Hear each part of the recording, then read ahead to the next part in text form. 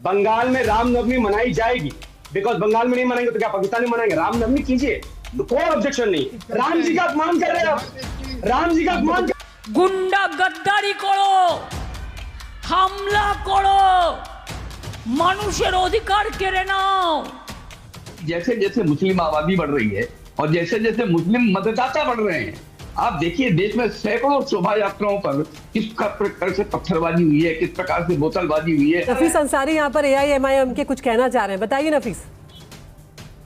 Madam ये पत्थरबाजी की बात कर रहे हैं, ये ऐसा कह रहे हैं कि जब रामनवमी होता है या जुलूस होता है तो पत्थर कौन मारता है। मैं भी बता दूं कि पत्थर कौन मारता है।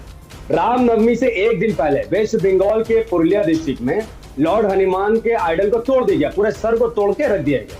पुलिस ने जब इन्वेस्टिगेशन किया तो 4 लोग पकड़े गए। एक का नाम है कृपानाथ महतो जो बीजेपी का बूथ प्रेसिडेंट था, एक का नाम है कीर्ति महतो जो बीजेपी का शक्ति प्रशासन था। तो ये मत बोलिए कि कौन पत्थर मारता, वो सबको मालूम है। और बंगाल में बीजेपी की क्या जरूरत है? हम कहते हैं रामनवमी, सुनिए सुनिए सुनिए, अभी आपका खेल खत्म है। सौरभ जी, लेकिन जब रैलियों में तलवारें निकाली जाती हैं तो फिर वो आस्था रह जाती है क्या कहीं भी? उसमें तो फिर वो शक्ति प्रदर्शन आप करते हुए नजर आते हैं। आपको रामनवमी का तलवारें देखते हैं लेकिन मुहर्रम का तलवारें नहीं देखते हैं क्या? मुहर्रम में जो अस्त्र का झंझनाट होता है वो नहीं दिखाई देते हैं क्या?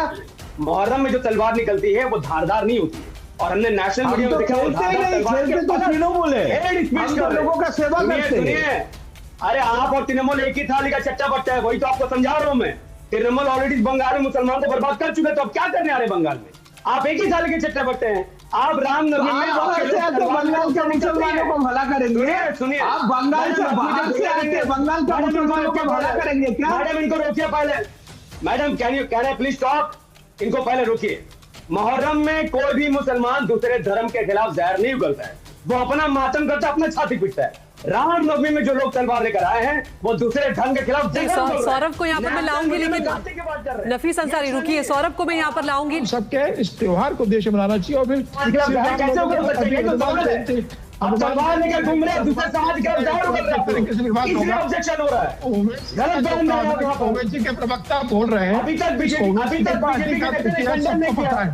तो मुझे लगता है कि बंगाल के अंदर जो रहा है रामनवमी के दिन दहर उतर गया है। आप कंडेम क्यों नहीं कर रहे? आप राम जी का अपमान कर रहे हैं, आप राम जी का अपमान कर रहे हैं। राम जी का उनको बात पूरी कर लेने दीजिए, फिर आइए। समीर जी अपनी बात पूरी कीजिए।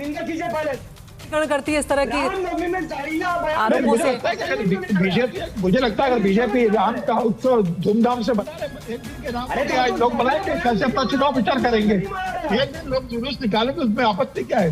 सरकार से परमिशन लिए जुलूस निकल रहा है, जुलूस को निकालना चाहिए। इस तरीके से बयान देना मुझे लगता है ये ठीक नहीं है। इस देश में सबको धर्म मनाने का अधिकार है। ठीक है, अभी बंगाल में रामनवमी मनाई जाएगी, बिकॉज बंगाल में नहीं मनाएंगे तो क्या पाकिस्तान में मनाएंगे? रामनवमी कीजिए, कोई ऑब्जेक्शन नहीं। मोहम्मद नफीस अंसारी साहब, आप सभी का बहुत बहुत शुक्रिया, आप लोगों ने वक्त निकाला बातचीत करने के लिए। तो सवाल यहाँ पर हम यही उठा रहे थे कि क्या चुनावी फायदे के लिए आस्था का इस्तेमाल करती हुई राजनीतिक पार्टियां यहाँ पर नजर आती हैं?